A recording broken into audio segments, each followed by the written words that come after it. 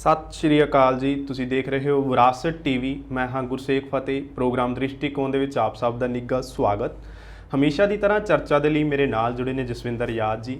ਸਭ ਤੋਂ ਪਹਿਲਾਂ ਉਹਨਾਂ ਨੂੰ ਪ੍ਰੋਗਰਾਮ ਦੇ ਵਿੱਚ ਜੀ ਆਇਆਂ ਔਰ ਫਿਰ ਪਾਉਣੇ ਆ ਵਿਸ਼ੇ ਦੇ ਉੱਪਰ ਸਾਂਝ। ਜਸਵਿੰਦਰ ਜੀ, ਜੀ ਆਇਆਂ ਨੂੰ। ਜੀ। ਪੰਜਾਬ ਸਰਕਾਰ ਜੀ, ਭਗਵੰਤ ਮਾਨ ਹੁਣਾਂ ਦੀ ਪੰਜਾਬ ਸਰਕਾਰ ਜਿਹੜੀ ਕਾਫੀ ਵਾਅਦੇ ਕਰਕੇ ਸੱਤਾ ਦੇ ਵਿੱਚ ਆਈ ਹੈ, ਤੇ ਇੱਕ ਵੱਡਾ ਵਾਅਦਾ ਉਹਨਾਂ ਨੇ ਕੀਤਾ ਸੀ, ਇੱਕ ਵਿਧਾਇਕ ਇੱਕ ਪੈਨਸ਼ਨ ਦਾ। ਪਹਿਲਾਂ ਇਸ ਜਿਹੜਾ ਬਿੱਲ ਸੀਗਾ ਇਹਨੂੰ ਸਾਡੇ ਰਾਜਪਾਲ ਬਨਵਾਰੀ ਲਾਲ ਪ੍ਰੋਹਿਤ ਜੀ ਵੱਲੋਂ ਰੋਕ ਦਿੱਤਾ ਗਿਆ ਸੀਗਾ। ਕਹਿੰਦੇ ਸੀ ਕਿ ਤੁਸੀਂ ਸੈਸ਼ਨ ਦੇ ਵਿੱਚ ਇਹਨੂੰ ਪਾਸ ਕਰਕੇ ਲੈ ਕੇ ਆਓ, ਪਰ ਹੁਣ ਸਰਕਾਰ ਇਸ ਬਿੱਲ ਨੂੰ, ਇਸ ਐਕਟ ਨੂੰ ਲਾਗੂ ਕਰਨ ਜਾ ਰਹੀ ਹੈ। ਰਾਜਪਾਲ ਦੀ ਮਨਜ਼ੂਰੀ ਤੋਂ ਬਾਅਦ ਜੀ ਹੁਣ ਏਜੀ ਹੁਣਾਂ ਨੂੰ ਇਹ ਬਿੱਲ ਭੇਜ ਦਿੱਤਾ ਗਿਆ। ਇਹਦੇ ਵਿੱਚ ਵਿਧਾਇਕਾਂ ਨੂੰ 3 ਭਾਗਾਂ ਦੇ ਵਿੱਚ ਵੰਡ ਲਿਆ ਗਿਆ ਜੀ। ਜਿਹੜਾ ਪਹਿਲਾ ਭਾਗ ਆ ਉਹਦੇ ਵਿੱਚ ਉਹ ਵਿਧਾਇਕ ਨੇ ਜਿਹੜੇ 2 ਜਾਂ 2 ਤੋਂ ਵੱਧ ਵਾਰ ਜੇਤੂ ਰਹੇ ਨੇ। ਦੂਸਰਾ ਜਿਹੜਾ ਭਾਗ ਆ ਉਹਦੇ ਵਿੱਚ ਸਾਰੇ ਜਿਹੜੇ ਮਤਲਬ ਇੱਕ ਵਾਰ ਦੇ ਜੇਤੂ ਨੇ ਉਹ ਨੇ। ਔਰ ਜਿਹੜਾ ਤੀਸਰਾ ਭਾਗ ਹੈ ਉਸ ਦੇ ਵਿੱਚ ਉਹ ਵਿਧਾਇਕ ਵੀ ਨੇ ਜਿਹੜੇ ਪੁਰਾਣੇ ਨੇ ਤੇ ਕਈ ਵਾਰ ਜੇਤੂ ਰਹੇ ਨੇ, ਤੇ ਉਹ ਵੀ ਨੇ ਜਿਹੜੇ ਨਵੇਂ ਨੇ। ਪਰ ਇਹਨਾਂ ਦੇ ਵਿੱਚ ਖਾਸ ਇਹ ਹੈ ਕਿ ਸਰਕਾਰ ਨੇ ਕਹਿਤਾ ਕਿ ਜਿਨ੍ਹਾਂ ਵੱਲ ਭਾਈ ਸਰਕਾਰ ਦਾ ਬਕਾਇਆ ਖੜਾ ਹੈਗਾ ਉਹਨਾਂ ਨੂੰ ਪੈਨਸ਼ਨ ਨਹੀਂ ਮਿਲਣੀ ਹੈਗੀ। ਇਹਨਾਂ ਸਭ ਦੇ ਉੱਤੇ ਆਪਾਂ ਇੱਕ ਇੱਕ ਕਰਕੇ ਜਾਣਕਾਰੀ ਜਿਹੜੀ ਜਸਵਿੰਦਰ ਯਾਦ ਜੀ ਤੋਂ ਲਵਾਂਗੇ। ਆਓ ਫਿਰ ਉਹਨਾਂ ਵੱਲ ਚੱਲਦੇ ਹਾਂ। ਜਸਵਿੰਦਰ ਜੀ, ਸ਼ੁਰੂਆਤ ਕਰੀਏ ਤਾਂ ਇਸ ਬਿੱਲ ਦੇ ਵਿੱਚ ਜਿਹੜੀਆਂ ਲਿਸਟਾਂ ਹੈਗੀਆਂ ਜਾਂ ਵਿਧਾਇਕਾਂ ਦੀਆਂ ਲਿਸਟਾਂ ਨੂੰ ਭਾਗਾਂ ਦੇ ਵਿੱਚ ਵੰਡ ਲਿਆ ਗਿਆ। ਸਭ ਤੋਂ ਪਹਿਲੀ ਲਿਸਟ ਦੇ ਵਿੱਚ ਇਸ ਵਿੱਚ ਕੀ ਸ਼ਾਮਲ ਕਰ ਲਿਆ ਗਿਆ ਜੀ? ਜੀ ਬਿਲਕੁਲ ਜੀ, ਜਿਸ ਤਰੀਕੇ ਨਾਲ ਤੁਸੀਂ ਮੇਰੇ ਤੋਂ ਪਹਿਲਾਂ ਵੀ ਕੁਝ ਜਾਣਕਾਰੀ ਸਾਂਝੀ ਕਰ ਲਈ ਹੈ ਦਰਸ਼ਕਾਂ ਦੇ ਨਾਲ ਜੀ ਕਿ 11 ਅਗਸਤ ਨੂੰ ਪੰਜਾਬ ਦੇ ਰਾਜਪਾਲ ਸਾਹਿਬ ਦੁਆਰਾ ਇਹ ਨੋਟੀਫਿਕੇਸ਼ਨ ਜਾਰੀ ਕਰ ਦਿੱਤਾ ਗਿਆ ਸੀ। ਹੁਣ ਇਹ ਨੋਟੀਫਿਕੇਸ਼ਨ ਹੈ ਜਿਹੜਾ ਕਾਨੂੰਨੀ ਡਿਪਾਰਟਮੈਂਟ ਕੋਲੇ, ਏਜੀ ਸਾਹਿਬ ਕੋਲੇ, ਐਡਵੋਕੇਟ ਜਨਰਲ ਦੀ ਟੀਮ ਕੋਲੇ ਪਹੁੰਚ ਗਿਆ ਜੀ। ਹੁਣ ਤੱਕ ਜਿਹੜੀ ਜਾਣਕਾਰੀ ਨਿਕਲ ਕੇ ਆਈ ਹੈ ਕਿ ਇਹਦੇ ਵਿੱਚ 3 ਲਿਸਟਾਂ ਮੁੱਖ ਬਣਾਈਆਂ ਗਈਆਂ ਨੇ ਜੀ ਵਿਧਾਇਕਾਂ ਨੂੰ ਪੈਨਸ਼ਨ ਦੇਣ ਲਈ, ਜਿਹਦਾ ਤੁਸੀਂ ਵੇਰਵੇ ਸਾਂਝੇ ਕਰ ਦਿੱਤੇ ਨੇ। ਇਸ ਤੋਂ ਪਹਿਲਾਂ ਵੀ ਤੁਸੀਂ ਇੱਕ ਗੱਲ ਜਿਹੜੀ ਬੜੀ ਬਖੂਬੀ ਕਹਿ ਦਿੱਤੀ ਹੈ ਕਿ ਇੱਕ ਵਾਰੀ ਰਾਜਪਾਲ ਸਾਹਿਬ ਦੁਆਰਾ ਜੀ ਕਹਿਤਾ ਸੀ ਕਿ ਇਹਨੂੰ ਸੈਸ਼ਨ 'ਚ ਲੈ ਕੇ ਆਇਓ। ਉਦੋਂ ਕਾਫੀ ਉਂਗਲ ਉਠਾਈ ਸੀ ਆਮ ਆਦਮੀ ਪਾਰਟੀ ਨੇ ਕਿ ਜਿਹੜੇ ਰਾਜਪਾਲ ਸਾਹਿਬ ਨੇ ਉਹ ਕੇਂਦਰ ਦੀ ਬੋਲੀ ਬੋਲ ਰਹੇ ਨੇ, ਪਰ ਇਸ ਤਰੀਕੇ ਦਾ ਮੇਰੇ ਖਿਆਲ ਦੇ ਨਾਲ ਕੁਝ ਵੀ ਨਹੀਂ ਵਾਪਰਿਆ। ਜੇ ਕੇਂਦਰ ਦੀ ਬੋਲੀ ਉਹ ਬੋਲਦੇ ਹੁੰਦੇ ਤਾਂ ਸ਼ਾਇਦ ਇਸ ਨੂੰ ਮਨਜ਼ੂਰੀ ਨਾ ਮਿਲਦੀ ਜੀ। 36,000 ਕੱਚੇ ਕਾਮੇ ਪੱਕੇ ਕਰਨ ਦੀ ਫਾਈਲ ਜਿਹੜੀ ਚੰਨੀ ਸਾਹਿਬ ਨੇ ਉਹਨਾਂ ਦੇ ਟੇਬਲ ਤੇ ਰੱਖੀ ਸੀ ਤੇ ਲੰਬਾ ਸਮਾਂ ਟੇਬਲ ਤੇ ਪਈ ਰਹੀ, ਉਹਦੇ ਉੱਤੇ ਰਾਜਪਾਲ ਸਾਹਿਬ ਨੇ ਸਾਈਨ ਨਹੀਂ ਕੀਤੇ ਜੀ। ਉਸ ਨੂੰ ਲੈ ਕੇ ਵੀ ਕਾਂਗਰਸ ਨੇ ਉਸ ਸਮੇਂ ਇਹ ਗੱਲ ਕਹੀ ਸੀ ਕਿ ਉਹ ਜਾਣਬੁੱਝ ਕੇ ਨਹੀਂ ਕੀਤਾ ਜਾ ਰਿਹਾ, ਅਸੀਂ ਤਾਂ ਜੀ ਕਹਿੰਦੇ ਗਵਰਨਰ ਹਾਊਸ ਦੇ ਸਾਹਮਣੇ ਧਰਨੇ ਦੇਵਾਂਗੇ ਜੀ। ਇਹ ਗੱਲ ਉਦੋਂ ਨਿਕਲ ਕੇ ਆਈ ਸੀ। ਪਰ ਮੇਰੇ ਖਿਆਲ ਦੇ ਨਾਲ ਜੇਕਰ ਤੁਸੀਂ ਸੰਵਿਧਾਨਕ ਤੌਰ ਤੇ ਸਾਰੇ ਅੜਿੱਕੇ ਕੱਢ ਦੇਵੋਗੇ ਤਾਂ ਫਿਰ ਰਾਜਪਾਲ ਸਾਹਿਬ ਹੋਣ ਤੇ ਚਾਹੇ ਦੇਸ਼ ਦੇ ਰਾਸ਼ਟਰਪਤੀ ਹੋਣ, ਕੇਂਦਰੀ ਪੱਧਰ ਉੱਤੇ ਉਹਨਾਂ ਕੋਲੇ ਸਾਈਨ ਕਰਨ ਤੋਂ ਬਿਨਾ ਹੋਰ ਕੋਈ ਚਾਰਾ ਨਹੀਂ ਬਚਦਾ ਹੁੰਦਾ ਜੀ। ਪਰ ਕੁਝ ਥਾਵਾਂ ਤੇ ਜਦੋਂ ਕੱਚ ਘਰੇੜਾ ਕੰਮ ਜਾਂਦਾ ਹੈ ਤਾਂ ਉਸ ਨੂੰ ਰੋਕਣਾ ਉਹਨਾਂ ਦੀ ਇੱਕ ਨੈਤਿਕ, ਇੱਕ ਕਹਿ ਲਈਏ ਕਿ ਡਿਊਟੀ ਬਣ ਜਾਂਦੀ ਹੈ, ਉਹਨਾਂ ਦੀ ਜ਼ਿੰਮੇਵਾਰੀ ਵੀ ਬਣ ਜਾਂਦੀ ਹੈ ਜੀ। ਹੁਣ ਰਾਜਪਾਲ ਸਾਹਿਬ ਦੁਆਰਾ ਹਰੀ ਝੰਡੀ ਦਿੱਤੀ ਹੈ। ਪਹਿਲੀ ਲਿਸਟ ਤੁਸੀਂ ਪੁੱਛ ਰਹੇ ਹੋ ਕਿ ਪਹਿਲੀ ਲਿਸਟ ਵਿੱਚ ਕੌਣ ਨੇ? ਪਹਿਲੀ ਲਿਸਟ ਵਿੱਚ ਉਹ ਨੇ ਜਿਹੜੇ ਇੱਕ ਵਾਰੀ ਨਹੀਂ, ਇੱਕ ਤੋਂ ਵੱਧ ਵਾਰੀ ਜਿੱਤੇ ਨੇ ਜੀ। 2 ਵਾਰੀ ਜਿੱਤੇ ਹੋਣਗੇ, 3 ਵਾਰੀ ਜਿੱਤੇ ਹੋਣਗੇ, 4 ਵਾਰੀ, 5 ਵਾਰੀ, 6 ਵਾਰੀ, 7 ਵਾਰੀਆਂ ਵਾਲੇ ਵੀ ਹੈਗੇ ਨੇ, ਜਿਹਦੇ ਵਿੱਚ ਸਭ ਤੋਂ ਵੱਡਾ ਨਾਮ ਪ੍ਰਕਾਸ਼ ਸਿੰਘ ਬਾਦਲ ਦਾ ਵੀ ਆਉਂਦਾ ਹੈ। ਪਰ ਬਾਦਲ ਸਾਹਿਬ ਨੇ ਤਾਂ ਚਿੱਠੀ ਲਿਖ ਕੇ ਕਹਿ ਦਿੱਤਾ ਸੀ ਕਿ ਮੈਂ ਪੈਨਸ਼ਨ ਲੈਣੀ ਨਹੀਂ ਜੀ। ਇਹਦੇ 'ਚ ਰਜਿੰਦਰ ਕੌਰ ਭੱਠਲ ਦਾ ਨਾਮ ਵੀ ਆਉਂਦਾ ਹੈ, ਇਹਦੇ ਵਿੱਚ ਲਾਲ ਸਿੰਘ ਦਾ ਨਾਮ ਵੀ ਆਉਂਦਾ ਹੈ, ਇਹਦੇ ਵਿੱਚ ਮਦਨ ਮੋਹਨ ਮਿੱਤਲ ਦਾ ਨਾਮ ਵੀ ਆਉਂਦਾ ਹੈ, ਮਨਪ੍ਰੀਤ ਸਿੰਘ ਬਾਦਲ ਵੀ ਇਹਦੇ ਵਿੱਚ 5 ਵਾਰ ਦੇ ਜਿੱਤੇ ਮੇਰੇ ਖਿਆਲ ਦੇ ਨਾਲ ਉਹ ਆ ਰਹੇ ਨੇ। ਇਸ ਤੋਂ ਇਲਾਵਾ ਇਹਦੇ ਵਿੱਚ ਬਲਵਿੰਦਰ ਸਿੰਘ ਭੂੰਦੜ ਵੀ ਆਉਣਗੇ, ਇਹਦੇ ਵਿੱਚ ਢੀਂਡਸਾ ਪਰਿਵਾਰ ਦੇ ਦੋਨੇ ਪਿਓ ਪੁੱਤ ਵੀ ਆਉਣਗੇ, ਇਹਦੇ 'ਚ ਕੈਪਟਨ ਮਨਿੰਦਰ ਜੀ ਵੀ ਆਉਣਗੇ, ਇਹਦੇ ਵਿੱਚ ਰਾਜਾ ਵੜਿੰਗ ਜੀ ਵੀ ਆਉਣਗੇ। ਪਰ ਇਸ ਵਾਰੀ ਰਾਜਾ ਵੜਿੰਗ ਜੀ ਜਿੱਤੇ ਹੋਏ ਨੇ, ਮੈਂ ਉਹ ਵੈਸੇ ਕਹਿ ਦਿੱਤਾ ਕਿ ਉਹਨਾਂ ਦੀਆਂ ਕਾਊਂਟਿੰਗ ਦੇ ਐਂਗਲ ਤੋਂ ਕਿ ਕਿੰਨੇ ਵਾਰੀ ਵੱਧ ਜਿੱਤਣ ਵਾਲੇ ਨੇ। ਤਾਂ ਇਹਦੇ ਵਿੱਚ ਪ੍ਰਤਾਪ ਸਿੰਘ ਬਾਜਵਾ ਵੀ ਆਉਂਦੇ ਨੇ, ਕਿਉਂਕਿ ਕਿਸੇ ਵਕਤ ਤਾਂ ਸਦਾ ਤਾਂ ਘੋੜੇ ਸਵਾਰ ਨਹੀਂ ਰਹਿੰਦਾ ਬੰਦਾ ਜੀ, ਕਿਸੇ ਵਕਤ ਤਾਂ ਹਾਰਾਂ ਜਿੱਤਾਂ ਜ਼ਿੰਦਗੀ 'ਚ ਬੜੀਆਂ ਰਹਿੰਦੀਆਂ ਨੇ। ਮੈਂ ਦੱਸਿਆ ਕਿ ਜਿਹੜੇ ਇੱਕ ਤੋਂ ਵੱਧ ਵਾਰੀ ਜਿੱਤ ਗਏ ਨੇ ਪਰ ਇਸ ਵਾਰੀ ਹਾਰ ਗਏ ਨੇ, ਉਹ ਸਾਰੇ ਦੇ ਸਾਰੇ ਵਿਧਾਇਕ ਇਹਦੇ ਵਿੱਚ ਰੱਖ ਲਏ ਨੇ ਜੀ। ਕੀ ਹੁੰਦਾ ਸੀ, ਇੱਕ ਐਕਟ ਸੀਗਾ 1977 ਦਾ, ਇਹ ਵਿਧਾਇਕਾਂ ਦੀ ਪੈਨਸ਼ਨ ਨੂੰ ਲੈ ਕੇ। ਉਸ ਐਕਟ ਦੇ ਅਨੁਸਾਰ ਹਰੇਕ ਟਰਮ ਦੀ ਜਿਹੜੀ ਪੈਨਸ਼ਨ ਮਿਲਦੀ ਸੀ। ਤੁਸੀਂ ਇੱਕ ਵਾਰੀ ਜਿੱਤ ਗਏ, ਤੁਹਾਨੂੰ ਪੈਨਸ਼ਨ ਮਿਲਣ ਲੱਗ ਗਈ ਇੱਕ ਵਾਰੀ ਜਿੱਤੇ ਦੀ ਜੀ। ਇੱਕ ਵਾਰੀ ਤੁਸੀਂ ਜਿੱਤੇ ਹੋ, ਉਸ ਤੋਂ ਬਾਅਦ ਅਗਲੇ ਗੇੜੇ ਤੁਸੀਂ ਨਹੀਂ ਜਿੱਤੇ, ਕਹਿਣ ਦਾ ਭਾਵ ਕਿ ਤੁਹਾਨੂੰ ਇੱਕ ਪੈਨਸ਼ਨ ਹੈ ਜਿਹੜੀ ਉਹ ਮਿਲੂਗੀ। ਤੁਸੀਂ 2 ਵਾਰੀ ਜਿੱਤਣ ਤੋਂ ਬਾਅਦ ਫਿਰ ਹਾਰ ਗਏ ਤਾਂ ਤੁਹਾਨੂੰ 2 ਵਾਰੀਆਂ ਦੀ ਪੈਨਸ਼ਨ ਮਿਲੂਗੀ ਜੀ। ਤੁਸੀਂ 3 ਵਾਰੀ ਜਿੱਤਣ ਤੋਂ ਬਾਅਦ ਚੌਥਾ ਇਲੈਕਸ਼ਨ ਹਾਰ ਗਏ ਤਾਂ ਤੁਹਾਨੂੰ 3 ਵਾਰੀਆਂ ਦੀ ਪੈਨਸ਼ਨ ਮਿਲੂਗੀ। ਮਾਨ ਸਾਹਿਬ ਨੇ ਇਸ ਗੱਲ ਨੂੰ ਚੋਣ ਮੁੱਦਾ ਵੀ ਰੱਖਿਆ ਸੀ ਕਿ ਇੱਕ IPS ਅਫਸਰ, PCS ਅਫਸਰ ਜਿਹੜਾ 58 ਸਾਲਾਂ ਦੀ ਆਪਣੀ ਡਿਊਟੀ ਕਰਦਾ ਹੈ ਜੀ, ਪੜ੍ਹਾਈ ਲਿਖਾਈ ਵਾਲੇ ਪਾਸੋਂ ਵੀ ਉਸ ਨੇ ਆਪਣੀ ਜ਼ਿੰਦਗੀ ਦਾ ਸਿਖਰ ਕੀਤਾ ਹੁੰਦਾ ਹੈ, ਉਹ ਜਦੋਂ ਰਿਟਾਇਰ ਹੁੰਦਾ ਤਾਂ ਇੱਕ ਪੈਨਸ਼ਨ ਲੈ ਕੇ ਹੁੰਦਾ ਹੈ ਤੇ 58 ਸਾਲਾਂ ਬਾਅਦ ਇੱਕ ਪੈਨਸ਼ਨ ਲੈ ਕੇ ਹੁੰਦਾ ਹੈ ਜੀ। ਪਰ ਅਸੀਂ 5 ਸਾਲਾਂ ਬਾਅਦ ਹੀ ਪੈਨਸ਼ਨ ਲਵਾ ਲੈਂਦੇ ਹਾਂ, ਫਿਰ 5 ਸਾਲਾਂ ਬਾਅਦ ਲਵਾ ਲੈਂਦੇ ਹਾਂ। ਇਸ ਐਕਟ ਦੇ ਵਿੱਚ ਤਮੀਮ ਜਿਹੜੀ ਕੀਤੀ ਗਈ ਸੀ ਉਹ ਮਾਰਚ 2022 ਵਿੱਚ ਆਉਣ ਸਾਰੀ ਇਹਨਾਂ ਨੇ ਜਿਹੜੀ ਉਸ ਨੂੰ ਚੱਕ ਲਿਆ ਸੀ ਤੇ ਜੂਨ 30 ਦੇ ਵਿੱਚ ਇਹਨਾਂ ਨੇ ਉਸ ਨੂੰ ਜਿਹੜਾ ਉਹ ਪਾਸ ਕੀਤਾ ਸੀਗਾ ਇਹਨਾਂ ਦੀ ਕੈਬਨਿਟ ਦੀ ਮੀਟਿੰਗ ਦੇ ਵਿੱਚ ਜੀ। ਹੁਣ ਉਹ ਸੋਧ ਹੋ ਗਈ ਹੈ। ਸੋਧ ਹੋਣ ਤੋਂ ਬਾਅਦ ਜਿਹੜਾ ਨਵਾਂ ਜਿਹੜਾ ਕਾਨੂੰਨ ਹੈ ਇਸ ਪੈਨਸ਼ਨ ਨੂੰ ਲੈ ਕੇ ਉਹ ਹੋਂਦ ਵਿੱਚ ਆ ਗਿਆ, ਕਹਿ ਲਓ ਉਹ ਬਿੱਲ ਹੋਂਦ ਵਿੱਚ ਆ ਗਿਆ। ਤਾਂ ਹੁਣ ਇਹਨਾਂ ਨੂੰ ਜਿਹੜੀ ਪੈਨਸ਼ਨ ਹੈ ਭਾਈ ਉਹ ਇੱਕ ਵਾਰ ਦੀ ਹੀ ਮਿਲੂਗੀ ਜੀ। ਕੋਈ 10 ਵਾਰੀ ਜਿੱਤ ਕੇ ਹਾਰ ਜੇ, ਕੋਈ 5 ਵਾਰੀ ਜਿੱਤ ਕੇ ਹਾਰ ਜੇ ਤੇ ਕੋਈ ਪਹਿਲਾ ਇਲੈਕਸ਼ਨ ਜਿੱਤ ਕੇ ਦੂਜਾ ਹਾਰ ਜੇ। ਕਹਿਣ ਦਾ ਭਾਵ ਕਿ ਤੁਸੀਂ ਕਿੰਨੇ ਵਾਰ ਦੇ ਮਰਜ਼ੀ ਜੇਤੂ ਹੋਵੋ, ਜਦੋਂ ਤੁਸੀਂ ਹਾਰ ਕੇ ਵਿਧਾਨ ਸਭਾ ਦੀ ਮੈਂਬਰਸ਼ਿਪ ਤੋਂ ਬਾਹਰ ਹੁੰਦੇ ਹੋ ਤੁਹਾਨੂੰ ਪੈਨਸ਼ਨ ਇੱਕ ਹੀ ਮਿਲੂਗੀ ਜੀ। ਤੁਹਾਨੂੰ ਪੈਨਸ਼ਨਾਂ ਜ਼ਿਆਦਾ ਨਹੀਂ ਮਿਲਣਗੀਆਂ। ਪਹਿਲੀ ਲਿਸਟ ਵਿੱਚ ਇਹ ਸਾਰੇ ਦੇ ਸਾਰੇ ਆ ਗਏ ਨੇ ਤੇ ਇਹਨਾਂ ਦੀ ਗਿਣਤੀ ਜਿਹੜੀ ਹੈਗੀ ਹੈ ਉਹ 128 ਹੈ ਜੀ। 241 ਦੇ ਵਿੱਚੋਂ 128 ਸਾਡੇ ਲੀਡਰ ਇਦਾਂ ਦੇ ਨਿਕਲੇ ਨੇ ਜਿਹੜੇ ਇੱਕ ਤੋਂ ਵੱਧ ਪੈਨਸ਼ਨਾਂ ਲੈਂਦੇ ਸੀ ਜੀ। ਉਹਨਾਂ ਉੱਤੇ ਹੁਣ ਜਿਹੜੀ ਕਟੌਤੀ ਦਾ ਡੰਡਾ ਚੜ ਗਿਆ ਤੇ ਹੁਣ ਉਹਨਾਂ ਨੂੰ ਸਿਰਫ 128 ਨੂੰ ਜਿਹੜੀ ਉਹ ਇੱਕ ਪੈਨਸ਼ਨ ਮਿਲੂਗੀ। ਇਹ ਪਹਿਲੀ ਲਿਸਟ ਹੈ ਜੀ ਜਿਹੜੇ ਬਾਰੇ ਤੁਸੀਂ ਜਾਣਨਾ ਚਾਹੁੰਦੇ ਸੀ ਜੀ। ਜਸਵਿੰਦਰ ਜੀ, ਇਹ ਤਾਂ ਚਲੋ ਹੋਈ ਵਿਸਥਾਰ ਨਾਲ ਪਹਿਲੀ ਲਿਸਟ ਦੀ ਗੱਲ। ਜਿਹੜੀ ਦੂਜੀ ਲਿਸਟ ਹੈ ਜੀ ਉਹਦੇ ਵਿੱਚ ਤਾਂ ਮੇਰੇ ਖਿਆਲ ਨਾਲ ਕੇਵਲ ਉਹ ਐਡ ਕੀਤੇ ਗਏ ਨੇ ਜਿਹੜੇ ਮਤਲਬ ਪਹਿਲੀ ਵਾਰ ਬਣੇ ਨੇ ਜਾਂ ਇੱਕ ਵਾਰ ਦੇ ਜੇਤੂ ਨੇ। ਇਹਦੇ ਵਿੱਚ ਵਿਸਥਾਰ ਨਾਲ ਦੱਸੋ ਜੀ ਕੀ ਹੈ। ਬਿਲਕੁਲ ਜੀ, ਜਿਹੜੀ ਲਿਸਟਾਂ ਦੇ ਵਿੱਚ ਵੰਡਿਆ ਗਿਆ ਤੇ ਦੂਜੀ ਲਿਸਟ ਦੀ ਅਸੀਂ ਗੱਲ ਕਰੀਏ ਜਾਂ ਦੂਜੀ ਸੂਚੀ ਕਹਿ ਲਓ ਇਹਨੂੰ ਜੀ। ਦੂਜੀ ਸੂਚੀ ਦੀ ਗੱਲ ਕਰੀਏ ਤਾਂ ਇਹਦੇ ਵਿੱਚ 114 ਵਿਧਾਇਕ ਐਸੇ ਆਉਂਦੇ ਨੇ ਜਿਹੜੇ ਆਪਣਾ ਇੱਕ ਇਲੈਕਸ਼ਨ ਜਿੱਤੇ ਨੇ ਤੇ ਉਸ ਤੋਂ ਅਗਲਾ ਹਾਰ ਗਏ ਨੇ। ਇਹਨਾਂ ਨੂੰ ਜਿਹੜੀ ਪੈਨਸ਼ਨ ਹੈ ਉਹ ਤਾਂ ਇੱਕ ਵਾਰ ਦੀ ਮਿਲਣੀ ਹੈ ਜੀ। ਪਰ ਇਹਨੂੰ ਅਸੀਂ ਦੂਜੀ ਲਿਸਟ ਵਿੱਚ ਕਿਉਂ ਰੱਖ ਲਿਆ? ਕਿਉਂਕਿ ਇਹ ਇੱਕ ਵਾਰੀ ਹੀ ਜਿੱਤਿਆ ਚਾਹੁੰਦੇ ਨੇ ਜੀ। ਪਰ ਇਹਨਾਂ ਨੂੰ ਫਾਇਦਾ ਹੋਇਆ। ਵੈਸੇ ਇਹਨਾਂ ਨੂੰ ਜਿਹੜੀ ਪੈਨਸ਼ਨ ਸੀ ਉਹ 75,000 ਮਿਲਦੀ ਸੀ ਪਰ ਹੁਣ ਨਵੇਂ ਨਿਯਮਾਂ ਦੇ ਅਨੁਸਾਰ 76,000 ਤੇ 800 ਮਿਲੂਗੀ। ਇਹਨਾਂ ਦੀ ਗਿਣਤੀ 114 ਹੈ। ਇਹ ਮੇਰੇ ਖਿਆਲ ਦੇ ਨਾਲ ਨਵੇਂ ਨਿਯਮਾਂ ਦੇ ਵਿੱਚ ਕੁਝ ਲਾਭ ਲੈ ਗਏ ਨੇ, 1800 ਸਮਥਿੰਗ ਦਾ ਇਹਨਾਂ ਨੂੰ ਲਾਭ ਹੋ ਗਿਆ। ਪਰ ਹਾਂ ਭਵਿੱਖ ਦੇ ਵਿੱਚ ਜਾਂ ਤਾਂ ਇਹਨਾਂ ਨੂੰ ਵਿਧਾਨ ਸਭਾ ਦੇ ਵਿੱਚ ਬਣੇ ਰਹਿਣਾ ਪਊਗਾ ਇਸ ਤੋਂ ਬਾਅਦ ਜਦੋਂ ਉਹ ਆਉਣਗੇ ਸੈਕੰਡ ਟਾਈਮ ਜਦੋਂ ਚੋਣ ਵਿੱਚ ਆਉਣਗੇ, ਜਾਂ ਫਿਰ ਇਹਨਾਂ ਨੂੰ ਇੱਕ ਪੈਨਸ਼ਨ ਦੇ ਨਾਲ ਹੀ ਗੁਜ਼ਾਰਾ ਕਰਨਾ ਪੈਣਾ ਜੀ। ਤੀਜੀ ਲਿਸਟ ਦੀ ਗੱਲ ਕਰੀਏ ਤਾਂ ਜੀ ਸੁਣਿਆ ਕਹਿੰਦੇ ਤੀਜੀ ਲਿਸਟ ਦੇ ਵਿੱਚ ਉਹ ਸ਼ਾਮਲ ਕਰ ਲਏ ਜਿਨ੍ਹਾਂ ਦੇ ਸਿਰ ਕਿਸੇ ਨਾ ਕਿਸੇ ਰੂਪ ਦੇ ਵਿੱਚ ਸਰਕਾਰ ਦਾ ਕਰਜ਼ਾ ਬੋਲਦਾ, ਫਿਰ ਚਾਹੇ ਪਾਣੀ ਬਿਜਲੀ ਦੇ ਬਿੱਲ ਹੋਣ। ਤੀਸਰੀ ਲਿਸਟ ਹੈ ਜਿਹੜੀ ਇਹ ਬੜੀ ਖਤਰਨਾਕ ਲਿਸਟ ਬਣੀ ਹੈ ਜੀ। ਇਹ ਲਿਸਟ ਹੈ ਕਹਿ ਲਈਏ ਕਿ ਵਿਵਾਦ 'ਚ ਵੀ ਆ ਸਕਦੀ ਹੈ। ਇਹ ਲਿਸਟ ਉੱਤੇ ਸਵਾਲ ਵੀ ਖੜੇ ਕਰ ਸਕਦੇ ਨੇ ਵਿਰੋਧੀ, ਕਰਨਗੇ ਵੀ, ਮੈਂ ਮੰਨਦਾ ਇਸ ਗੱਲ ਨੂੰ। ਤੀਜੀ ਲਿਸਟ ਦੀ ਗੱਲ ਕਰਨ ਤੋਂ ਪਹਿਲਾਂ ਮੈਂ ਇਹਦੀ ਗਿਣਤੀ ਦੱਸਾਂ ਜੀ। 80 ਤੋਂ 81 ਇਸ ਲਿਸਟ ਦੇ ਵਿੱਚ ਨਹੀਂ। ਗੁਰਸੇਵਕ ਜੀ ਤੁਹਾਡੇ ਯਾਦ ਹੋਊਗਾ ਅਸੀਂ ਪਿਛਲੇ ਦਿਨਾਂ ਵਿੱਚ ਨਾ ਇੱਕ ਪ੍ਰੋਗਰਾਮ ਕੀਤਾ ਸੀ ਜਦੋਂ ਫਲੈਟ ਖਾਲੀ ਕਰਾਉਣ ਦਾ ਤੇ ਸਮਾਨ ਜਮ੍ਹਾਂ ਕਰਾਉਣ ਦੀ ਸਰਕਾਰ ਨੇ ਗੱਲ ਆਖੀ ਸੀ ਜੀ।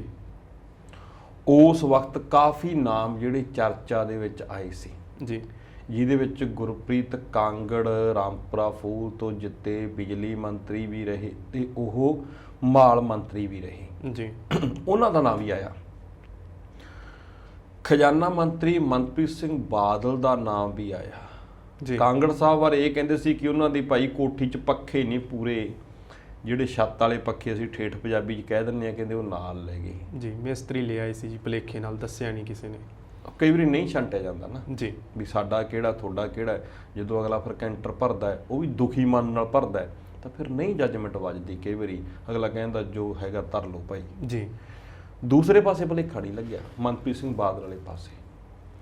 ਉਹ ਸਰਵ ਟਰਾਲੀ ਲੈ ਗਏ ਸੀ ਜੀ।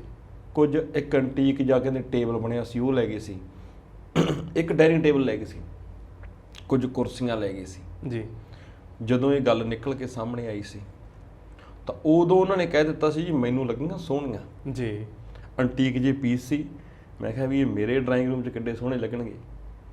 ਤੇ ਕਹਿੰਦੇ ਜੀ ਆਹ ਲਓ ਜੀ 1,84,000 ਦਾ ਮੈਂ ਚੈੱਕ ਦੇ ਕੇ ਆਇਆ, ਮੈਂ ਕੋਈ ਮੁਫਤੀ ਨਹੀਂ ਲੈ ਕੇ ਆਇਆ ਜੀ।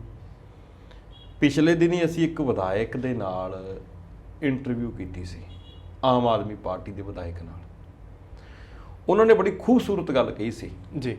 ਉਹ ਕਹਿੰਦੇ ਜੇਕਰ ਤੁਹਾਨੂੰ ਕੋਈ ਚੀਜ਼ ਪਸੰਦ ਆ ਜਾਂਦੀ ਹੈ ਤੁਸੀਂ ਉਸ ਦਾ ਡਿਜ਼ਾਈਨ ਕਾਪੀ ਕਰ ਸਕਦੇ ਹੋ, ਉਹਦੀ ਤਸਵੀਰ ਲਾ ਸਕਦੇ ਹੋ, ਉਹ ਕਿਹਨੇ ਬਣਾਈ ਉਸ ਮਿਸਤਰੀ ਨੂੰ ਮਿਲ ਸਕਦੇ ਆ, ਉਹ ਕਿੱਥੋਂ ਆਈ ਉਸ ਦੁਕਾਨ ਤੇ ਜਾ ਸਕਦੇ ਹੋ, ਚੀਜ਼ ਹੀ ਚੱਕ ਕੇ ਲੈ ਜਾਣੀ ਜੀ ਇਹ ਕਿੱਥੋਂ ਦਾ ਨਿਯਮ ਹੈ।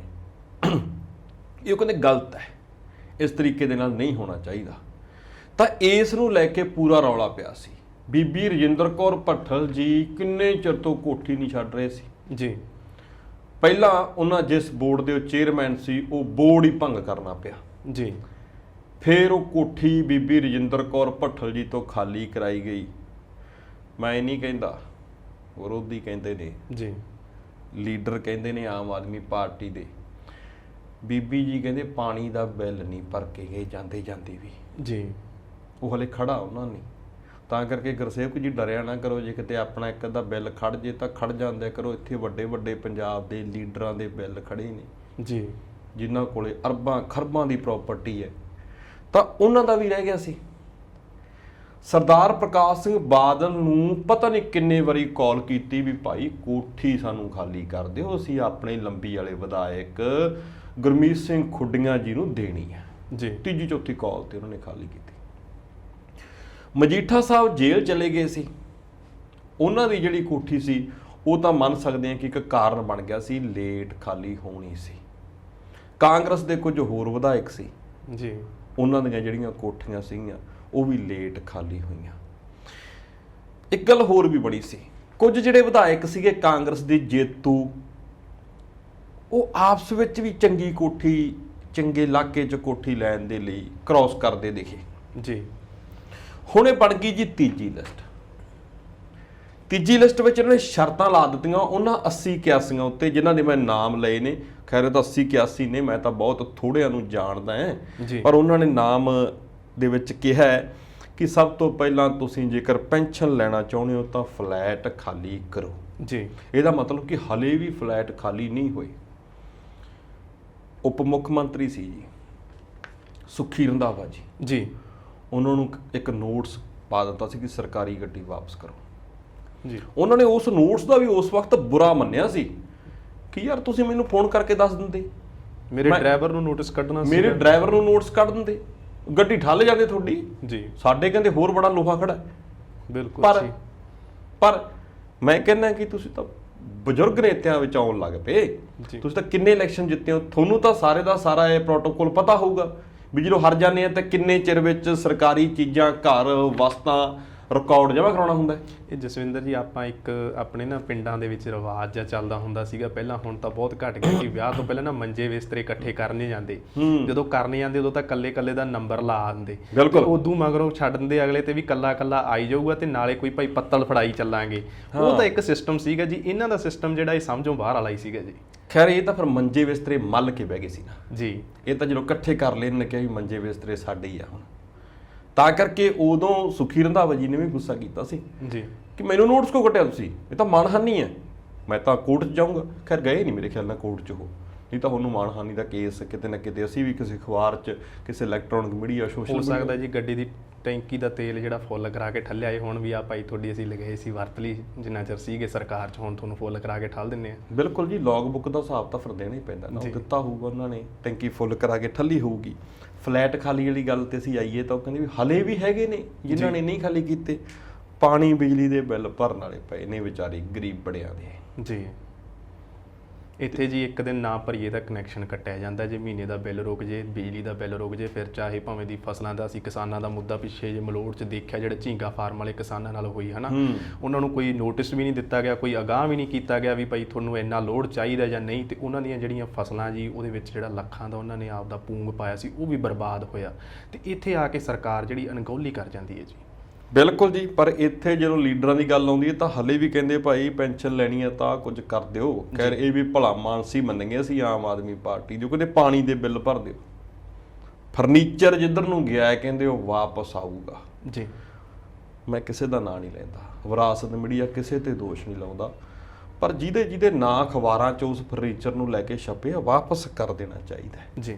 ਇਸ ਤੋਂ ਅੱਗੇ ਉਹਨਾਂ ਨੇ ਕਿਹਾ ਕਿ ਲਾਇਬ੍ਰੇਰੀ ਦੀਆਂ ਕਿਤਾਬਾਂ ਵੀ ਵਾਪਸ ਕਰੋ। ਇਹ ਥੋੜੀਆਂ ਹੋਣਗੀਆਂ ਕਿਉਂਕਿ ਸਾਨੂੰ ਪਤਾ ਕਿੰਨੇ ਕੁ ਪੜ੍ਹਦੇ ਨੇ ਸਾਡੇ ਵਿਧਾਇਕ ਜੀ।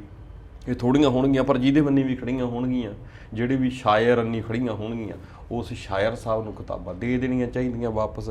ਤੇ ਸਰਕਾਰੀ ਸਾਜੋ ਸਮਾਨ ਹੋਰ ਇਸ ਤੋਂ ਇਲਾਵਾ ਜਿਹੜਾ ਰਹਿ ਗਿਆ ਉਹ ਵੀ ਕਹਿੰਦੇ ਸਾਨੂੰ ਜਮ੍ਹਾਂ ਕਰਾਓ। ਜਮ੍ਹਾਂ ਕਰਾਉਣ ਤੋਂ ਬਾਅਦ ਫਲੈਟ ਦੀ ਜਿਹੜੀ NOC ਹੈ ਉਹ ਸਰਟੀਫਿਕੇਟ ਲਓ ਤੇ ਪੈਨਸ਼ਨ ਵਾਲੇ ਦਫ਼ਤਰ ਦੇ ਵਿੱਚ ਉਸ ਨੂੰ ਜਮ੍ਹਾਂ ਕਰਾਓ ਤੇ ਆਪਣੀ ਜਿਹੜੀ ਪੈਨਸ਼ਨ ਹੈ ਉਹ ਪ੍ਰਾਪਤ ਕਰ ਸਕਦੇ ਹੋ। ਇਹ ਤੀਜੀ ਲਿਸਟ ਉੱਤੇ ਇਹ ਕੰਡੀਸ਼ਨਾਂ ਉਹਨਾਂ ਨੇ ਲਾਈਆਂ ਜੀ।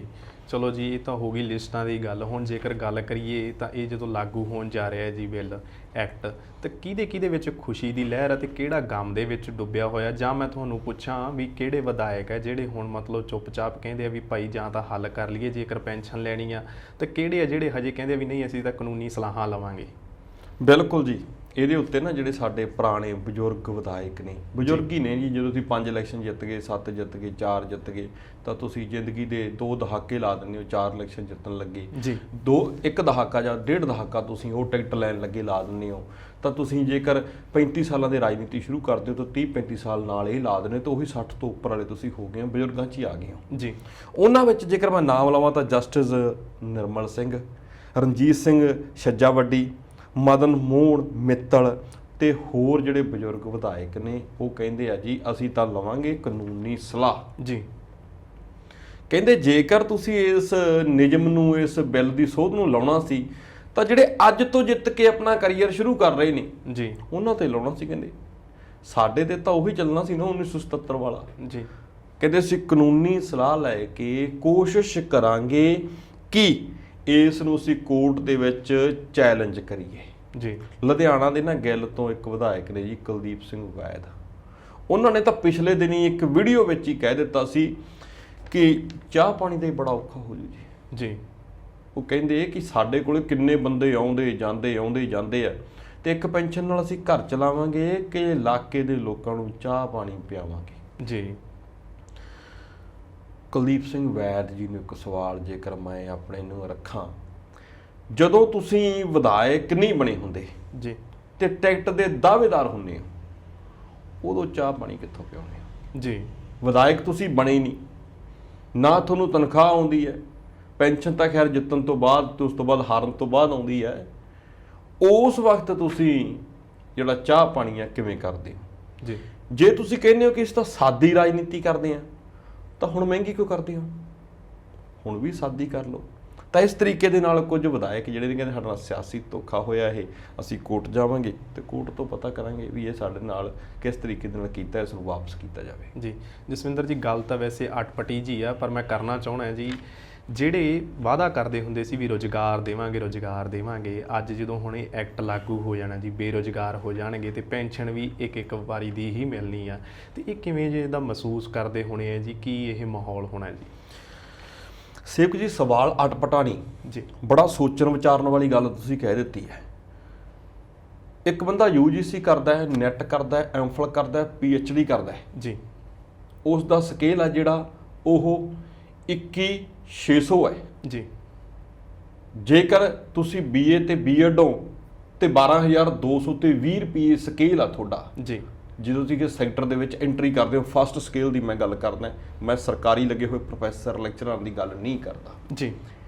ਜਿਹੜੇ ਇੰਜੀਨੀਅਰਿੰਗ ਕਰੀ ਫਿਰਦੇ ਨੇ ਮੁੰਡੇ ਪੰਜਾਬ ਦੇ ਵਿੱਚ, ਉਹਨਾਂ ਨੂੰ ਬਹੁਤ ਵੱਡੇ ਪੈਕੇਜ ਨਹੀਂ ਮਿਲਦੇ, ਉਹ 10-10 15-15 ਰੁਪਇਆ ਮਹੀਨਾ, ਤੇ ਤੁਸੀਂ ਵੀ ਆਪਣੀ ਅੱਖੀ ਦੇਖਦੇ ਹੋ ਕਿ ਉਹ ਕਿਸ ਤਰੀਕੇ ਦੇ ਨਾਲ ਨੌਕਰੀਆਂ ਕਰੀ ਜਾਂਦੇ ਨੇ ਫੈਕਟਰੀਆਂ, ਏਜੰਸੀਆਂ, ਮਾਲ ਦੇ ਵਿੱਚ। ਜੀ। ਇਹ ਹਾਰਨ ਤੋਂ ਬਾਅਦ ਵੀ 75,000 ਲੈ ਰਹੇ ਨੇ, ਤਾਂ ਫਿਰ ਬੇਰੁਜ਼ਗਾਰ ਕਿਉਂ ਨੇ ਇਹ ਤਾਂ ਸਾਡੇ ਪੜ੍ਹੇ ਲਿਖੇ ਮੁੰਡਿਆਂ ਤੋਂ ਵੱਧ ਤਿੱਗਣੇ ਪੈਸੇ ਲੈ ਰਹੇ ਨੇ ਜੀ, ਤੇ ਉਹ ਵੀ ਰਿਟਾਇਰਮੈਂਟ ਦੇ। ਹਾਲਾਂਕਿ ਜਦੋਂ ਇਹ ਸੱਤਾ ਦੇ ਵਿੱਚ ਹੁੰਦੇ ਨੇ ਉਦੋਂ ਤਾਂ ਦੋਨੇ ਹੱਥੀ ਲੱਡੂ ਹੁੰਦੇ ਨੇ ਜੀ, ਤੇ ਨਾਲ ਦੀ ਨਾਲ ਤੁਹਾਡੇ ਕੋਲ ਤਨਖਾਹ ਵੀ ਹੁੰਦੀ ਹੈ। ਮੈਂ ਨਹੀਂ ਮੰਨਦਾ ਕਿ ਤੁਸੀਂ 75,000 ਰੁਪਏ ਦੇ ਨਾਲ ਇੱਕ ਸੋਹਣੀ ਜ਼ਿੰਦਗੀ ਬਸਰ ਨਹੀਂ ਕਰ ਸਕਦੇ। ਜੇ ਤੁਸੀਂ ਨਹੀਂ ਕਰ ਸਕਦੇ ਤਾਂ ਫਿਰ ਸਾਡੇ ਵਰਗੇ ਨੌਜਵਾਨਾਂ ਨੂੰ ਵੀ ਵੇਖੋ ਨਾ, ਜਿਹੜੇ 10-10 ਹਜ਼ਾਰ ਰੁਪਏ ਨਾਲ ਵੀ ਪਰਿਵਾਰ ਪਾਲਦੇ ਨੇ ਜੀ, ਆਪਣੇ ਭਵਿੱਖ ਨੂੰ ਸੋਚਦੇ ਨੇ, ਸੋਚਾਂ 'ਚ ਤਾਣਾ ਬਾਣਾ ਬੁਣੀ ਜਾਂਦੇ ਨੇ ਬੈਠੇ। ਉਹਨਾਂ ਨੂੰ ਫਿਰ ਤੁਸੀਂ ਕੀ ਕਹੀਏ? ਜੇ ਤੁਸੀਂ ਆਪਣਾ ਕੇਸ ਲਾਓਗੇ ਤਾਂ ਇੱਕ ਸਾਡੇ ਵਰਗੇ ਬੇਰੁਜ਼ਗਾਰਾਂ ਦਾ ਕੇਸ ਵੀ ਲਾਇਓ ਕਿ ਇਹਨਾਂ ਨੂੰ ਵੀ ਜਿਹੜਾ 15,000 ਮਿਲਦਾ, 10,000 ਮਿਲਦਾ, ਥੋੜਾ ਮਿਲਦਾ ਭਾਈ। ਸਾਡੀ ਜਿੱਥੇ 75,000 ਤੋਂ ਪੈਨਸ਼ਨ 2-3 ਟਰਮਾਂ ਦੀ ਦਿੱਤੀ ਜਾਵੇ, ਉੱਥੇ ਇਹਨਾਂ ਨੂੰ ਵੀ ਘੱਟੋ ਘੱਟ, ਇਹ ਤਾਂ ਕੰਮ ਕਰਨ ਵਾਲੇ ਨੇ, ਇਹ ਤਾਂ ਸਾਡਾ ਯੂਥ ਹੈ, ਇਹ ਤਾਂ ਸਾਡੀ ਜਵਾਨੀ ਹੈ, ਇਹ ਤਾਂ ਸਾਡੇ ਦੇਸ਼ ਦੇ ਪਹੀਏ ਨੇ, ਇਹਨਾਂ ਨੂੰ ਤਾਂ ਲੱਖ ਦੇਣਾ ਚਾਹੀਦਾ। ਤਾਂ ਮੇਰੇ ਖਿਆਲ ਦੇ ਨਾਲ ਇਹ ਦਾਅਵਾ ਉਹਨਾਂ ਚਿਰ ਝੂਠਾ ਹੈ ਜਿੰਨਾ ਚਿਰ ਤੁਹਾਡੇ ਦੇਸ਼ ਦਾ ਨੌਜਵਾਨ ਬੇਰੁਜ਼ਗਾਰ ਹੈ। ਜੀ ਜਸਵਿੰਦਰ ਜੀ, ਆਖਰ ਤੇ ਇੱਕ ਗੱਲ ਮੈਂ ਨਿੱਕੀ ਜੀ ਹੋਰ ਕਰਨਾ ਚਾਹੁੰਦਾ ਹੈਗਾ। ਪੰਜਾਬ ਸਰਕਾਰ ਤੇ ਪੰਜਾਬੀ ਯੂਨੀਵਰਸਿਟੀ ਦਾ ਜਿਹੜਾ ਮਨੋਵਿਗਿਆਨਿਕ ਵਿਭਾਗ ਹੈ ਜੀ, ਇਹਨਾਂ ਨੇ ਰਲ ਕੇ ਜੇਲ੍ਹਾਂ ਦੇ ਸੁਧਾਰ ਲਈ ਇੱਕ ਸਰਵੇ ਕੀਤਾ, ਉਹਦੇ ਤੇ ਵੀ ਜ਼ਰੂਰ ਜਾਣਕਾਰੀ ਸਾਂਝੀ ਕਰਕੇ ਜਾਇਓ ਜਾਂਦੇ ਜਾਂਦੇ। ਬਿਲਕੁਲ ਜੀ, 9 ਸਤੰਬਰ ਨੂੰ ਜਿਹੜੇ ਸਾਡੇ ਜੇਲ੍ਹ ਮੰਤਰੀ ਨੇ ਹਰਜੋਤ ਸਿੰਘ ਬੈਂਸ ਤੇ ਨਾਲ ਦੀ ਨਾਲ ਜਿਹੜੇ ਡੀਜੀਪੀ ਨੇ ਪੰਜਾਬ ਦੇ HS ਸਿੱਧੂ, ਉਹਨਾਂ ਨੇ ਪੰਜਾਬੀ ਯੂਨੀਵਰਸਿਟੀ ਜਿਹੜਾ ਮਨੋਵਿਗਿਆਨਕ ਵਿਭਾਗ ਹੈ ਉਹਦੇ 57 ਵਿਦਿਆਰਥੀ ਜਿਹੜੇ ਨੇ ਉਹਨਾਂ ਨੂੰ ਰਿਸਰਚ ਵਰਕ ਦਿੱਤਾ ਹੈ। ਮਨੋਵਿਗਿਆਨ ਵਿਭਾਗ ਨੇ ਪੰਜਾਬ ਸਰਕਾਰ ਦੇ ਨਾਲ ਗੱਲਬਾਤ ਕਰਕੇ। ਉਹ ਰਿਸਰਚ ਵਰਕ ਕੀ ਹੈ ਕਿ ਪੰਜਾਬ ਦੀਆਂ 26 ਜੇਲ੍ਹਾਂ ਨੇ ਜੀ 26 ਦੀਆਂ 26 ਜੇਲ੍ਹਾਂ ਨੂੰ ਤੁਸੀਂ ਵਿਜ਼ਿਟ ਕਰਨਾ ਹੈ, ਕੈਦੀਆਂ ਨੂੰ ਮਿਲਣਾ ਹੈ। ਕੈਦੀ ਕਿੰਨੇ ਨੇ ਜੀ? 29,916 ਕੈਦੀ ਨੇ ਜੀ ਇਹਨਾਂ 26 ਜੇਲ੍ਹਾਂ ਦੇ ਵਿੱਚ। ਕੈਦੀਆਂ ਨੂੰ ਮਿਲਣਾ ਹੈ ਤੇ ਮਿਲ ਕੇ ਪਤਾ ਕਰਨਾ ਹੈ ਕਿ ਕੌਣ ਨਸ਼ਾ ਕਰਦਾ ਹੈ ਜੀ। ਉਸ ਤੋਂ ਬਾਅਦ ਅੱਗੇ ਦੀ ਕੈਟਾਗਰੀ ਵਾਈਜ਼ ਵੰਡ ਕਰਨੀ ਵੀ ਕੌਣ ਕਿਹੜਾ ਕਰਦਾ ਹੈ। ਤਾਂ ਇਹ ਡਿਊਟੀ ਹੈ ਜਿਹੜੀ ਉਹ ਪੰਜਾਬੀ ਯੂਨੀਵਰਸਿਟੀ ਦੇ ਮਨੋਵਿਗਿਆਨ ਵਿਭਾਗ ਦੇ 57 ਵਿਦਿਆਰਥੀਆਂ ਦੀ ਲੱਗੀ ਹੈ ਜੀ। ਇਹਦੇ ਵਿੱਚ ਜਿਹੜਾ ਮੁੱਢਲਾ ਡਾਟਾ ਨਿਕਲ ਕੇ ਸਾਹਮਣੇ ਆਇਆ, 14,100 ਕੈਦੀ ਹੈ ਜਿਹੜਾ ਉਹ ਪੰਜਾਬ ਦੀਆਂ ਜੇਲ੍ਹਾਂ ਦੇ ਵਿੱਚ ਨਸ਼ਾ ਕਰਦਾ ਹੈ। 29,916 ਚੋਂ 14,100 ਕਿੰਨਾ ਹੋ ਗਿਆ ਜੀ? ਇਹ 46% ਜੀ। ਸਵਾਲ ਹੁਣ ਐਡਾ ਛੋਟਾ ਨਹੀਂ ਇਹ ਜੀ। ਜੇਕਰ ਪਾਬੰਦੀ ਵਾਲੀ ਥਾਂ ਦੇ ਉੱਤੇ, ਸਖਤ ਪਾਬੰਦੀ ਵਾਲੀ ਥਾਂ ਦੇ ਉੱਤੇ 46%, 100 ਚੋਂ 46 ਕੋਲੇ ਨਸ਼ਾ ਪਹੁੰਚ ਰਿਹਾ ਹੈ। ਮੈਂ ਤਾਂ ਜੀ ਇਹ ਸੋਚ ਰਿਹਾ ਵੀ ਜਿਹੜੀਆਂ ਮੰਨ ਲਓ ਖੁੱਲੀਆਂ ਹੱਦਾਂ ਤੋਂ ਕਹਿ ਦਿੰਦੇ ਆ ਵੀ ਖੁੱਲੀਆਂ ਹੱਦਾਂ ਤੋਂ ਮੁਲਕਾਂ ਦੀਆਂ ਤੋਂ ਨਸ਼ਾ ਲੰਘ ਕੇ ਆਉਂਦਾ, ਇੱਥੇ ਤਾਂ ਤੁਹਾਡੀ ਫਿਰ ਚਾਰ ਦੀਵਾਰੀ ਵੀ ਬਹੁਤ ਜ਼ਿਆਦਾ ਉੱਚੀ ਹੁੰਦੀ ਹੈ, ਤੇ ਫਿਰ ਕਿਵੇਂ ਲੰਘ ਜਾਂਦਾ ਜੀ? ਮੇਨ ਗੇਟ ਦੇ ਉੱਤੇ ਤੁਹਾਡੀ ਚੈਕਿੰਗ ਹੈ, ਹਰ ਬੈਰਕ ਦੇ ਅੱਗੇ ਗੇੜਾ ਹੈ ਜੀ। ਗੈਰ ਬੰਦਾ ਇੰਟਰ ਨਹੀਂ ਹੁੰਦਾ, ਤੁਹਾਡੇ ਮੁਲਾਜ਼ਮ ਹੀ ਆਉਂਦੇ ਨੇ, ਕੈਦੀਆਂ ਨੂੰ ਮਿਲਣ ਵਾਲੇ ਮੁਲਾਕਾਤੀ ਆਉਂਦੇ ਨੇ, ਉਹਨਾਂ ਦੀ ਤੁਸੀਂ ਚੈਕਿੰਗ ਕਰਕੇ ਭੇਜਦੇ ਹੋ। ਵਾਪਸੀ ਉੱਤੇ ਚੈਕਿੰਗ ਹੁੰਦੀ ਹੈ, ਮੁਲਾਕਾਤ ਵੇਲੇ ਵੀ ਉਹਨਾਂ ਦੇ ਉੱਤੇ ਇੱਕ ਤਰੀਕੇ ਦਾ ਪਹਿਰਾ ਹੁੰਦਾ ਹੈ। ਤੁਸੀਂ ਨਿਗਾਹ ਰੱਖਦੇ ਹੋ ਵੀ ਕੋਈ ਇਦਾਂ ਦੀ ਚੀਜ਼ ਵਸਤਾ ਨਹੀਂ ਫੜਾਈ ਜਾ ਰਹੀ। ਹਾਲਾਂਕਿ ਚੈਕਿੰਗ ਵੀ ਤੁਸੀਂ ਪਹਿਲਾਂ ਕਰ ਲੈਂਦੇ ਹੋ ਮੇਨ ਗੇਟ ਵਿੱਚ। ਫਿਰ ਵੀ 46% ਕੈਦੀ ਜਿਹੜੇ ਨਸ਼ਾ ਕਰ ਰਹੇ ਨੇ। ਕੀ ਨਸ਼ਾ ਜੇਲ੍ਹ 'ਚ ਬਣਦਾ? ਨਹੀਂ, ਜੇਲ੍ਹ ਤੋਂ ਬਾਹਰੋਂ ਹੀ ਆਉਂਦਾ ਹੋਊ ਜੀ, ਕਿਸੇ ਰੂਪ 'ਚ ਹੀ ਆਉਂਦਾ ਹੋਊ। ਇਹ ਅੰਕੜਾ ਜੇਕਰ ਨਿਕਲਦਾ ਤਾਂ ਫਿਰ ਸਾਡੇ NRI ਵੀਰ ਜਿਹੜੇ ਸਾਨੂੰ ਇਸ ਚੈਨਲ ਤੇ ਵੇਖਦੇ ਨੇ ਉਹ ਅੰਦਾਜ਼ਾ ਲਾਉਣ ਕਿ ਪੰਜਾਬ ਦੇ ਵਿੱਚ ਵੈਸੇ ਪਿੰਡਾਂ ਸ਼ਹਿਰਾਂ ਦੇ ਵਿੱਚ ਨਸ਼ੇ ਦੀ ਇਸ ਵਕਤ ਕੀ ਸਥਿਤੀ ਹੋਊਗੀ। ਜੇ ਜੇਲ੍ਹਾਂ 'ਚ 46% ਕਰੀ ਜਾਂਦੇ ਨੇ ਲੋਕ ਬੈਠੇ, ਜੇ ਕਰਦੇ ਨੇ ਤਾਂ ਮਿਲਦਾ ਹੋਊਗਾ ਨਾ ਜੀ। ਜੇ ਮਿਲਦਾ ਤਾਂ ਕਰਦੇ ਨੇ, ਤਾਂ ਫਿਰ ਪੰਜਾਬ ਦੇ ਸਮਾਜ ਦੇ ਵਿੱਚ ਤਾਂ ਮੇਰੇ ਖਿਆਲ ਨਾਲ ਡਬਲ ਹੋ ਗਿਆ, 80 ਹੋ ਸਕਦਾ, ਇਹ 70 ਹੋ ਸਕਦਾ। ਹਾਂ, ਇਹ ਵੱਖਰੀ ਗੱਲ ਹੈ ਕਿ ਕੋਈ ਸਮਾਜ ਦਾ, ਕਿਸੇ ਪੰਜਾਬ ਦਾ ਕੋਈ ਖਿੱਤਾ, ਕੋਈ ਸ਼ਹਿਰ, ਕੋਈ ਜ਼ਿਲ੍ਹਾ, ਕੋਈ ਪਿੰਡ ਆਪਣੀ ਮਨਮਰਜ਼ੀ ਦੇ ਨਾਲ ਉੱਥੇ ਕੋਈ ਵੀ ਨਾ ਕਰਦਾ ਹੋਵੇ ਜੀ। ਪਰ ਇਹ ਨਹੀਂ ਕਿ ਉੱਥੇ ਬਹੁਤ ਵੱਡਾ ਚੈੱਕ ਹੋ ਰਿਹਾ। ਇਹ ਜੇਲ੍ਹਾਂ ਬਾਰੇ ਸੋਚਣ ਦੀ ਲੋੜ ਨਹੀਂ, ਇਹ ਸਮਾਜ ਬਾਰੇ ਵੀ ਸੋਚਣ ਦੀ ਲੋੜ ਆ ਨਾਲ ਦੀ ਨਾਲ। ਵੀ ਚੈੱਕ ਥਾਂ ਦੇ ਉੱਤੇ ਜੇਕਰ ਇੰਨਾ ਕੁਛ ਵਾਪਰ ਰਿਹਾ ਤਾਂ ਜਿੱਥੇ ਤੁਹਾਡਾ ਬਹੁਤ ਘੱਟ ਚੈੱਕ ਹੈ, ਜਿੱਥੇ ਤੁਹਾਡਾ ਹਰ ਵਕਤ 24 ਘੰਟੇ ਦਾ ਪਹਿਰਾ ਨਹੀਂ, ਉੱਥੇ ਕਿੱਦਾਂ ਦੀ ਸਥਿਤੀ ਹੈ ਜੀ। ਖੈਰ ਜੀ, ਦੋਵੇਂ ਕਦਮ ਹੈ ਜਿਹੜੇ ਸਰਕਾਰ ਦੇ ਚੰਗੇ ਨੇ, ਪਰ ਇਹਨਾਂ ਦੀ ਸਫਲਤਾ ਦੱਸੂਗੀ, ਇਹਦੇ ਜਿਹੜੇ ਸਿੱਟੇ ਦੱਸਣਗੇ ਵੀ ਇਹ ਕਿੰਨੇ ਕੁ ਸਫਲ ਹੁੰਦੇ ਆ। ਤੁਸੀਂ ਸਮਾਂ ਦਿੱਤਾ ਜੀ, ਚਰਚਾ ਕੀਤੀ, ਤੁਹਾਡਾ ਬਹੁਤ ਬਹੁਤ ਧੰਨਵਾਦ ਜੀ। ਬਹੁਤ ਬਹੁਤ ਧੰਨਵਾਦ। ਤਾਂ ਤੁਸੀਂ ਦੇਖ ਰਹੇ ਸੀ ਜੀ ਵਿਰਾਸਤ TV ਉੱਪਰ ਸਾਡਾ ਖਾਸ ਪ੍ਰੋਗਰਾਮ ਦ੍ਰਿਸ਼ਟੀਕੋਣ। ਤੁਹਾਨੂੰ ਸਾਡਾ ਇਹ ਪ੍ਰੋਗਰਾਮ ਕਿਵੇਂ ਦਾ ਲੱਗਿਆ, ਆਪਣੇ ਫੀਡਬੈਕਸ ਸਾਡੇ ਤੱਕ ਜ਼ਰੂਰ ਪਹੁੰਚਦੇ ਕਰ ਦੇਣਾ ਜੀ। ਕੱਲ ਫਿਰ ਕਿਸੇ ਨਵੇਂ ਵਿਸ਼ੇ, ਮੁੱਦੇ ਜਾਂ ਮਸਲੇ ਦੇ ਨਾਲ ਹਾਜ਼ਰ ਹੋਵਾਂਗੇ ਜੀ। ਉਦੋਂ ਤੱਕ ਲਈ ਦਿਓ ਆਗਿਆ। ਧੰਨਵਾਦ।